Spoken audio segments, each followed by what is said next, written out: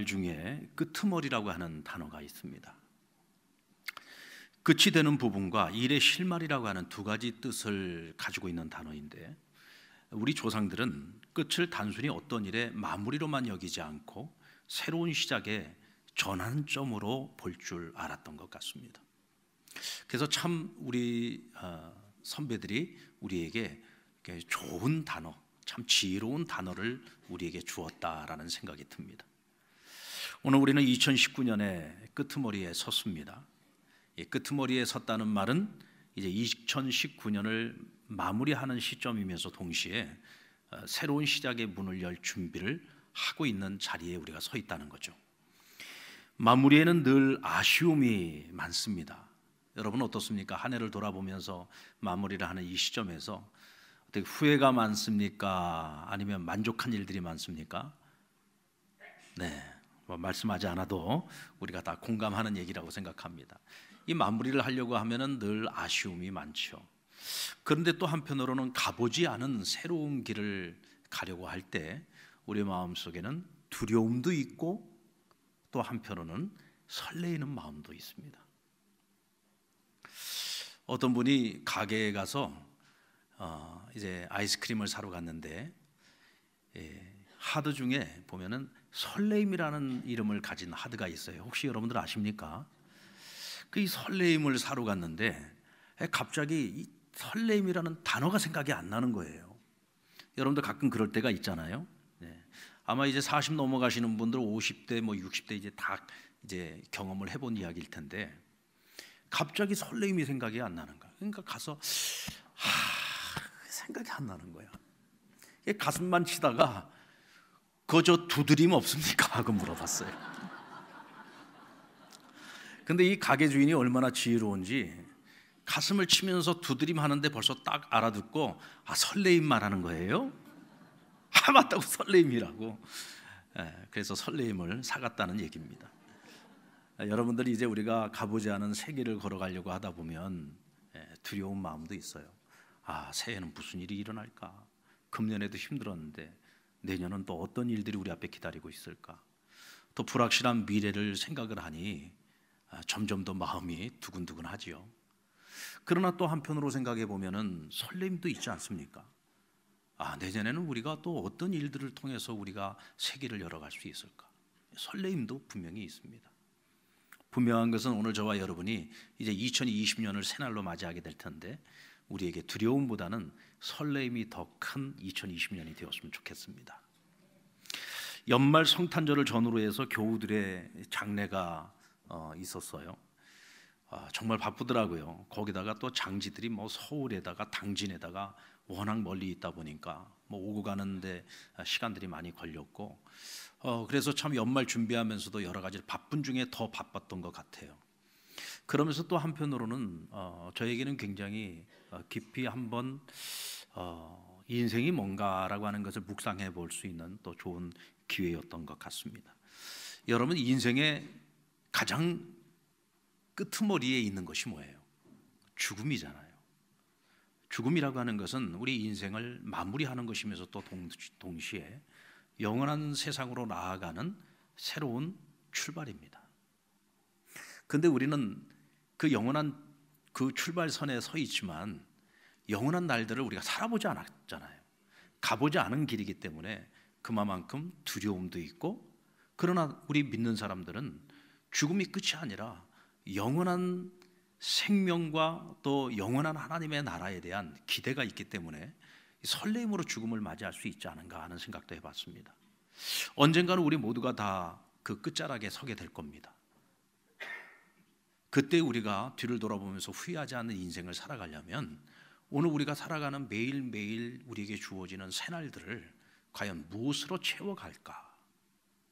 무엇으로 채워가느냐에 따라서 우리가 마지막 끄트머리에 섰을 때에 우리는 당당하게 영원한 나라로 나아갈 수 있지 않을까라는 생각을 해봤습니다. 오늘 우리는 2019년의 끄트머리에 섰습니다. 마지막 주일 예배를 드리고 있습니다. 한 해를 보내고 이제 새로운 한 해를 맞이해야 됩니다. 다가오는 2020년은 우리가 아직 가보지 않은 길입니다.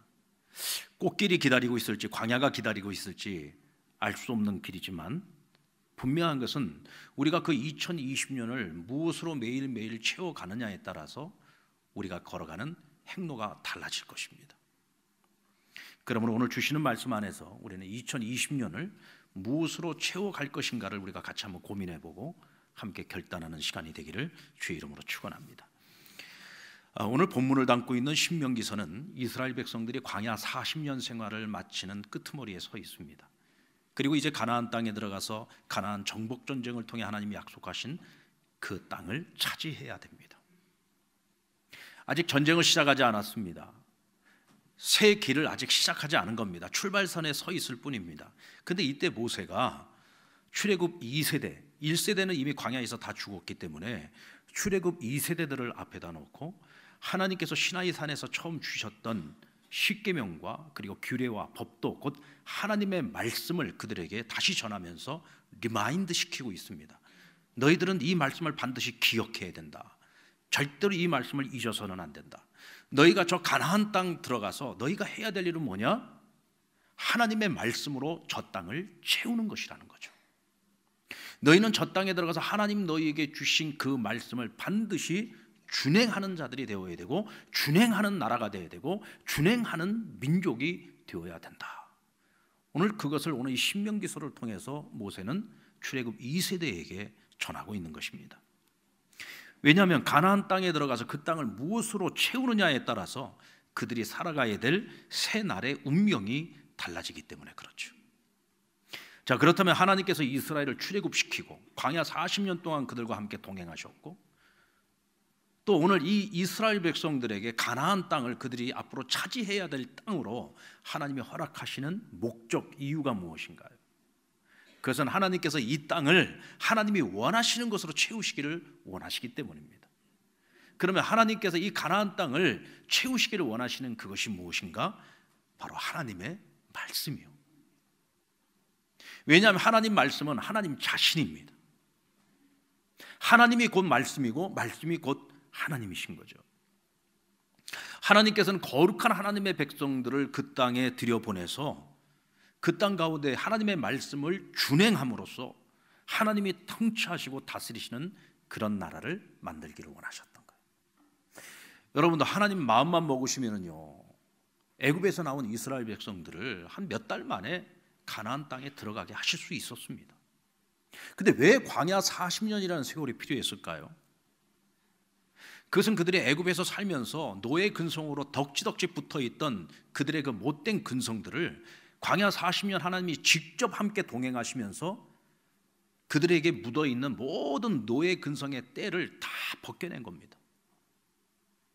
스스로 살아가지 못하고 타성에 젖어서 살아가고 있던 그들의 과거의 그 죄악된 모습들을 다 벗겨내고 이제는 스스로 자발적으로 하나님의 말씀에 순종할 수 있는 거룩한 백성으로 그들을 철저하게 훈련시키고 단련시켜서 가나안 땅에 들어가게 하셨던 거죠.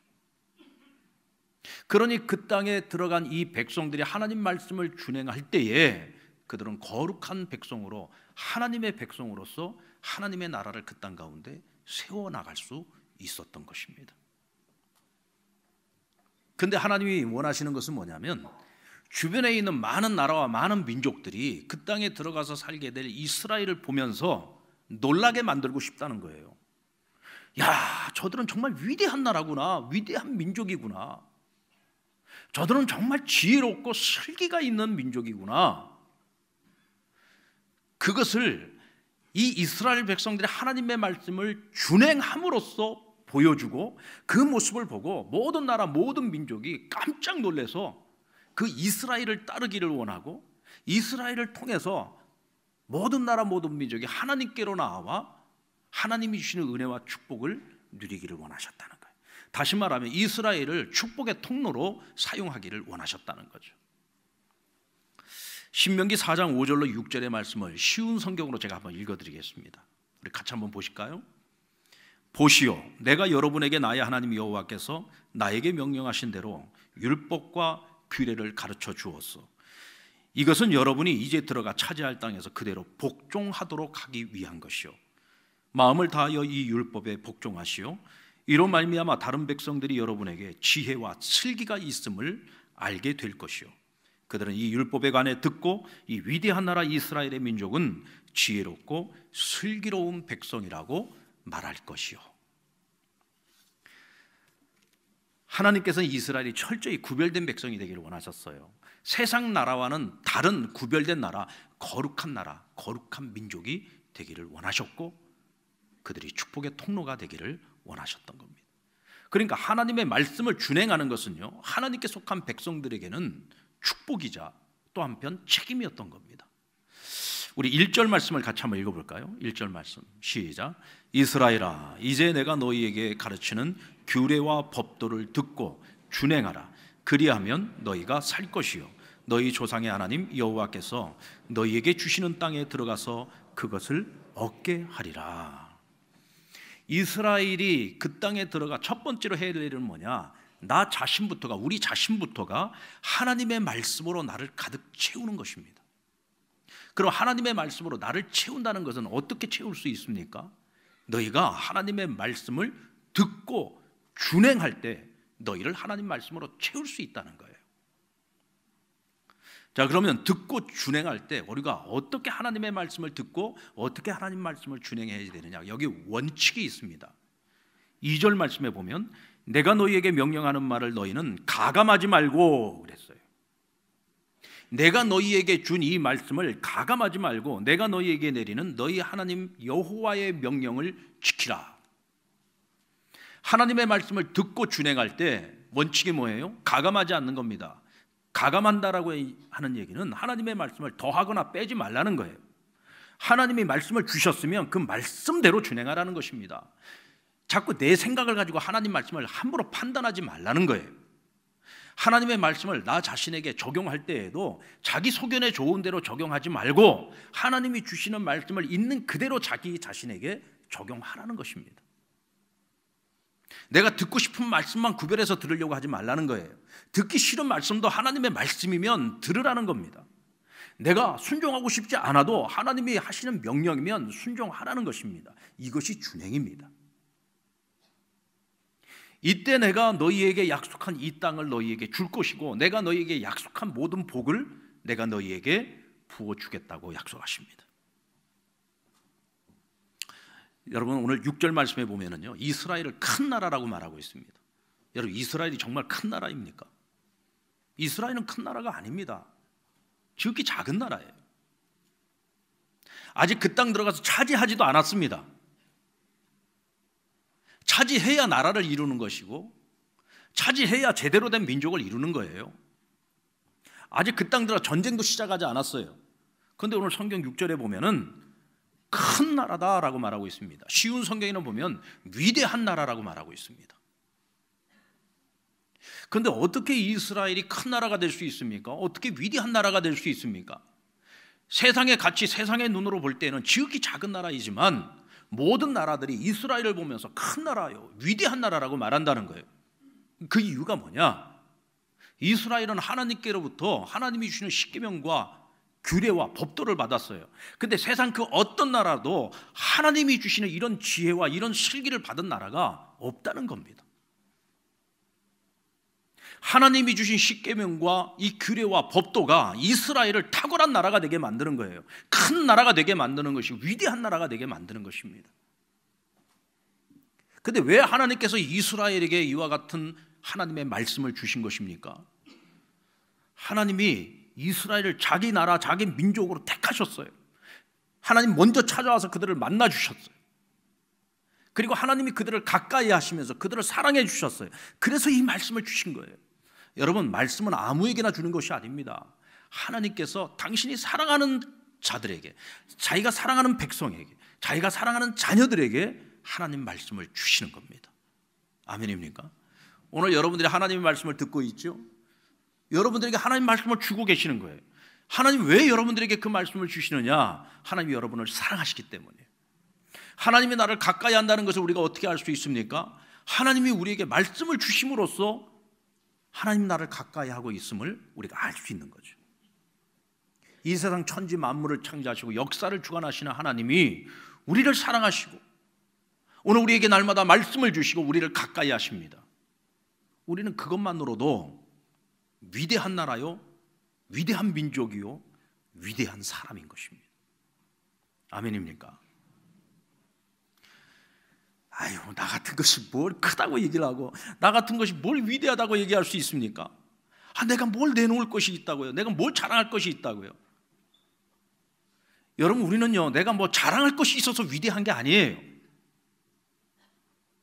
우리가 뭐 내놓을 만한 것이 있어서 우리가 큰 자가 아닌 것입니다. 우리가 큰 자가 될 수 있고 우리가 위대한 자가 될 수 있는 것은요, 오직 그 근본이 하나님께 있다는 사실을 기억하셔야 돼요. 내가 하나님의 자녀이기 때문입니다. 오늘도 하나님 내게 관심을 가지고 있고, 그래서 오늘도 내게 말씀해 주고 계시고, 그래서 오늘도 나를 가까이 하고 계시기 때문에 우리가 하나님 때문에 위대하고 하나님 때문에 큰 나라, 큰 민족, 큰 사람이 될 수 있는 것입니다.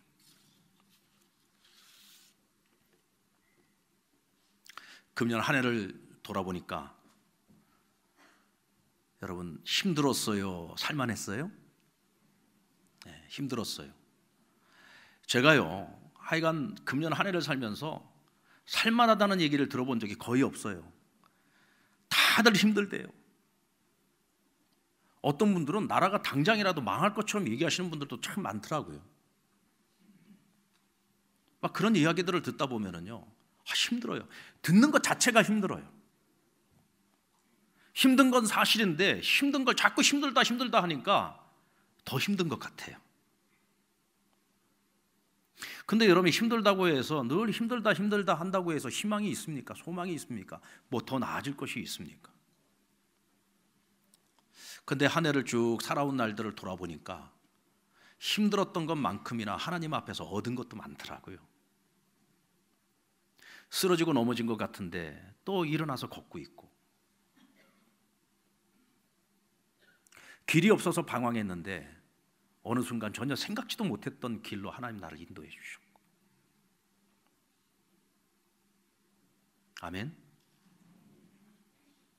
나 혼자인 줄 알았는데 어느 날 보니까 늘 내 곁에 계셨던 분이 계셨고,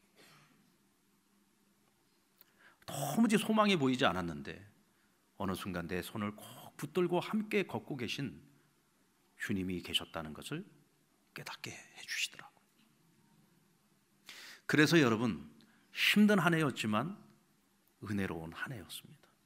결코 꽃길은 아니었는데 수도 없이 광야를 걸어야 했지만, 그러나 주님과 함께 그 광야를 걸을 수 있어서 또 극복할 수 있었고 견뎌낼 수 있었고, 또 그 또한 지나가게 만드시고, 이것이 하나님의 은혜이구나 하고 또다시 깨닫게 해주셨습니다. 그 힘든 중에 우리가 은혜의 삶을 살아갈 수 있도록 해주신 것이 무엇이었는가 생각을 해보니까 하나님의 말씀이었던 것 같아요. 저는 그것을 확신합니다. 하나님 말씀을 따라 살아갈 때 하나님 길을 열어주셨고, 그 말씀을 따라 준행할 때 위기가 찾아와도 그것을 기회로 만들 수 있게 해주셨고, 절망 중에 하나님이 주시는 위로와 소망을 얻게 해주셨습니다. 가보지 않은 길을 걸어갈지라도 우리가 두려워하지 않을 수 있는 이유는요, 주님이 우리와 함께 해주셨기 때문입니다. 아멘입니까? 하나님의 말씀을 통해서 하나님 우리에게 갈 길을 보여주셨잖아요. 우리는 인도해 주시는 대로 순종하면서 따라가면 됩니다. 꽃길이 되었든 광야가 되었든 그게 중요한 건 아니잖아요. 어떤 길을 가더라도 주님과 함께 한다면 하나님께서 구름기둥 불기둥으로 우리를 지켜주실 것이고, 만약 길이 보이지 않는 광야 가운데 있다면 하나님 길이 많으신 분이잖아요. 우리는 내가 길을 찾으려고 막 몸부림을 칠 필요가 없어요. 나를 붙들고 나를 이끌어 가시는 주님 손만 딱 제대로 붙들고 따라가면 주님이 만들어 가시는 그 길이 다 내 길이 되는 것입니다. 아멘입니까? 우리가 사막 한복판에 있어도 괜찮잖아요. 주님과 함께라면 주님께서 우리에게 마실 물을 못 주시겠습니까? 반석을 쳐서 강을 만드시는 하나님이시잖아요.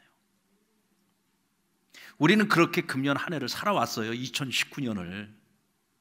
아닙니까? 2019년 그렇게 살아왔잖아요. 2018년도도 그렇게 살아왔습니다. 왜냐하면 우리는 늘 주님과 함께 동행하는 사람들이기 때문에 그렇습니다. 2020년이라고 뭐 새로운 것 있겠습니까?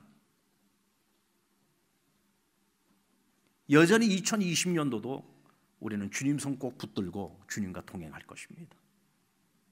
그래서 꽃밭이든 광야든 우리는 늘 매일매일 하루하루 우리에게 주어지는 새날을 설레이는 마음을 가지고 주님과 동행할 수 있을 것입니다. 새로운 한 해를 우리는 하나님의 말씀으로 채우며 살아가야 되는데, 그러기 위해서는요, 조심하고 정신 똑바로 차려야 됩니다. 자, 우리 한번 옆에 분에게 조심하고 정신 차리십시다. 우리 9절 말씀을 쉬운 성경으로 제가 읽어드립니다. 잘 들어보세요. 그러나 조심하고 정신을 차리시오. 자, 옆 사람에게 정신 차리세요. 여기 지금 좋은 사람 내가 한두 사람 보여요 지금. 정신 똑바로 차리고 들으셔야 됩니다. 그러나 조심하고 정신 차리시오. 여러분이 본 것들을 잊지 않도록 하시오. 평생토록 이 모든 일들이 여러분의 마음에서 떠나지 않게 하시오. 그것을 여러분의 자손에게 가르쳐 대대로 알게 하시오. 반드시 기억해야 할 것을 잊지 않도록 조심하고 정신 차리랍니다. 근데 반드시 기억해야 될 것이 뭐냐? 너희가 먼저 기억해야 될 것, 그것은 잘한 것이 아니라 너희가 못했던 것들을 기억하라는 거예요. 너희가 복을 받은 후에도 재앙을 겪었던 일들을 기억하라는 것입니다. 너희들이 실수하고 넘어지고 하나님을 떠났을 때 너희에게 임하였던 재앙을 기억하라고 말씀하고 있습니다. 모세는 3절로 4절에서 바알보올 사건을 상기시키고 있는데요, 이 바알보올 사건이 무엇입니까? 너희가 그것을 너희 눈으로 똑바로 보았어. 너희가 눈으로 보았던 그것을 기억하라는 거예요. 40년 광야 생활을 마치고 모압 평지에 이르렀을 때 시딤 광야에서 이 이스라엘 남자들이 한 40년 동안 광야 생활하느라 많이 지쳤어요. 근데 그것을 알고 모압 여자들이요, 예쁘게 치장을 하고 화려함으로 치장을 하고 이스라엘 남자들을 유혹을 한 겁니다. 여러분, 이스라엘 여자들은요 40년 같이 광야 생활하느라고 제대로 가꾸지를 못했어요. 단장을 못했어요. 그러니까 자기네 이스라엘 여자들을 보면 마음에 전혀 설레임이 없는데, 이 모압 여자들을 보니까 그냥 마음이 설레는 거야. 그러다가 모압 여자들과 사랑에 빠지고 말았습니다. 그러면서 그들이 여호와를 버리고 바알을 섬기기 시작했어요. 하나님이 진노하셨습니다. 그들에게 연병을 내리시는데 이 연병으로 이스라엘 남자 24,000명이 목숨을 잃습니다. 모세가 만약 중재하지 않았다면 어쩌면은 이 출애굽 2세대는요 이 시딤 광야에서 다 죽었을 겁니다. 다행히도 모세의 간섭으로 말미암아 하나님 앞에 중재하고 나서서 하나님께서 연병을 거두시고 24,000명 죽는 것으로 끝내신 거예요. 그런데 이 일을 너희가 반드시 기억해야 하고, 너희만 기억하는 것이 아니라 너희 자녀들에게 너희가 저질렀던 그 실수로 말미암아 너희에게 임하였던 그 재앙을 반드시 너희 자손들에게 가르쳐 그것을 기억하게 하고, 너희 자녀들이 하나님의 말씀을 떠나 살지 않도록 하라는 거예요. 왜 이런 명령을 했을까요? 이것이 남의 일이 아니기 때문에 그렇습니다. 이것이 한 번으로 끝날 일이 아니기 때문에 그렇습니다. 이런 일은 얼마든지 또다시 반복적으로 일어날 수 있는 사건이기 때문이죠. 근데 만약에 이런 일들이 계속해서 일어나게 된다고 한다면 그렇게 힘들게 가나안 땅에 들어가서 그들이 살아가는 그 새 날들이 지옥 같은 날들이 될 수 있기 때문에 그렇습니다.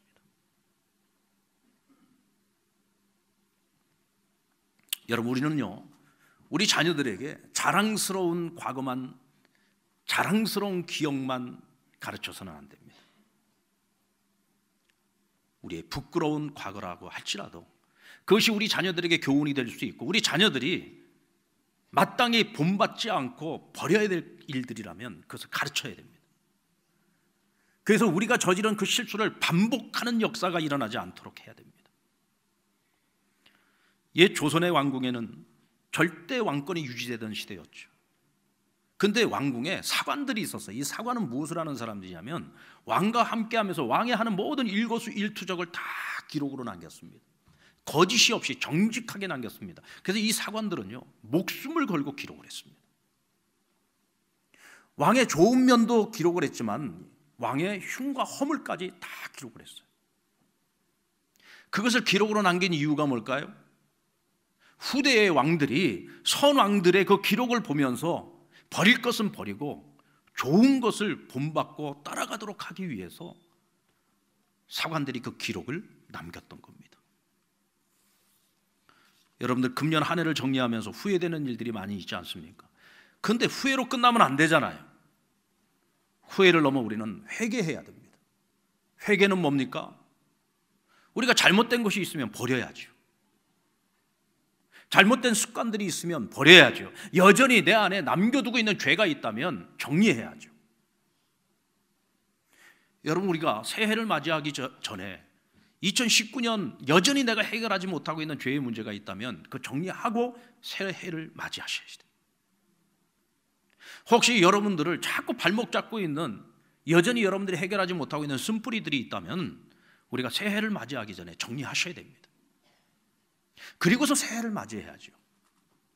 우리가 우리 자녀들에게 야, 너는 아빠보다 나은 사람이 돼야 되지 않겠냐? 너는 아빠의 신앙보다 네 신앙이 더 나아야 되지 않겠냐? 너 하나님 앞에 더 거룩한 삶을 살아야 되지 않겠냐? 그런데 나는 하나도 정리를 안 했어요.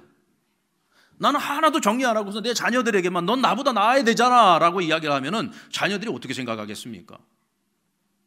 아버지는 그렇게 마음대로 살아가면서 왜 나한테는 아버지보다 나아야 된다고 얘기합니까? 아버지가 먼저 본을 보여주셔야지요. 아버지가 먼저 정리를 하셔야 되는 것 아닙니까? 여러분, 자녀가 우리한테요 그렇게 얘기해도 할 말이 없습니다. 그것이 맞는 얘기이기 때문에 그렇습니다. 왜 우리가 우리의 잘못을 기억해야 됩니까? 그것을 기억하고 반성하고 회개하고 정리해서 우리 자녀들에게는 더 나은 삶을 전해줄 수 있어야 되고, 우리 자녀들이 우리를 뛰어넘을 수 있는 거룩한 신앙인들로 살아갈 수 있도록 도와줘야 되는 겁니다. 아멘입니까? 한 해를 정리하고 새해를 맞이하기 전에 여러분 꼭 정리하십시오. 정리하십시오. 정신을 똑바로 차리고 내가 정리해야 될 것이 무엇인지를 한번 생각해 보잔 말입니다. 그리고 정리하고 좀 깨끗하게, 좀 뒤끝 없이 깨끗하게 새해를 맞이할 수 있기를 바랍니다. 2020년에도 또 그 죄에 또 끌려다닐 겁니까? 또 거기에 발목 잡힐 겁니까? 그러면 안 되잖아요. 정리하십시오. 깨끗이 정리하십시오. 더 이상 거기에 매여서 살지 말잔 말이죠. 깨끗이 정리하고 새해를 맞이하십시오. 이를 위해서 우리는 하나님 말씀에 준행하고 순종해야 되는 겁니다.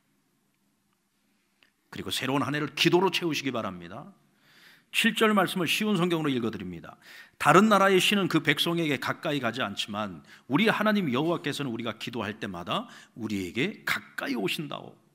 우리처럼 위대한 나라가 어디 있어? 왜 우리가 위대한 나라냐? 우리는 하나님이 가까이 하시는 나라다.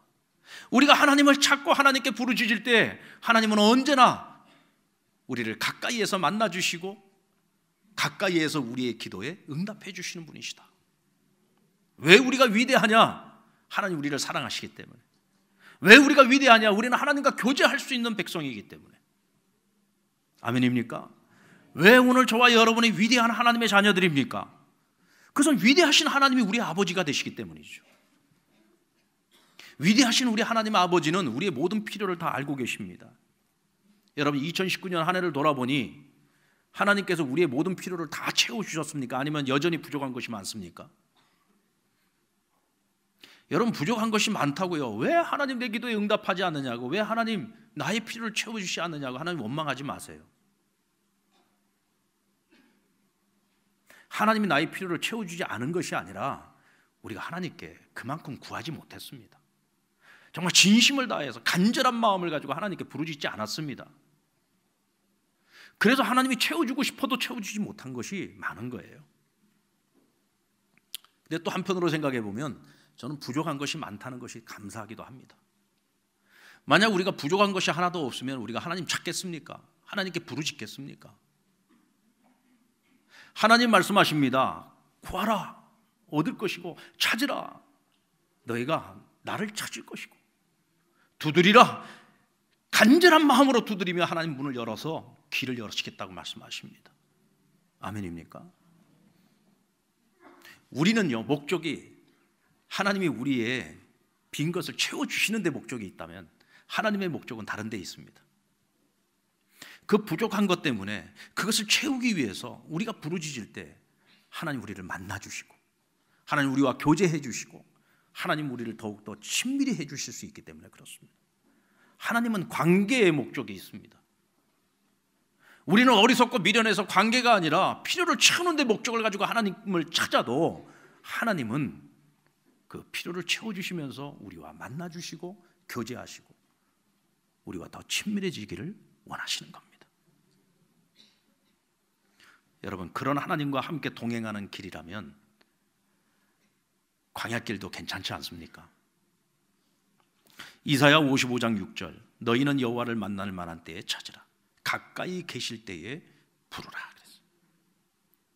여러분, 하나님은 언제 우리와 가장 가까이에 계십니까? 언제입니까?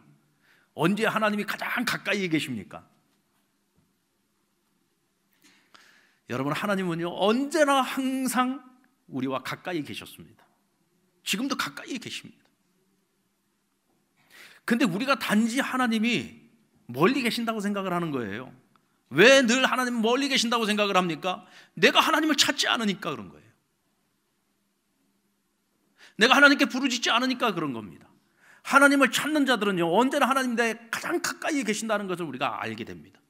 하나님을 열심히 간절히 부르짖고 찾는 자들은 하나님이 늘 내 옆에 계신다는 것을 알게 되죠. 그래서 지금이 하나님을 만날 만한 때요, 지금이 하나님을 찾을 만한 때요, 지금이 하나님 나와 가장 가까이 계신 때라는 것을 알게 됩니다.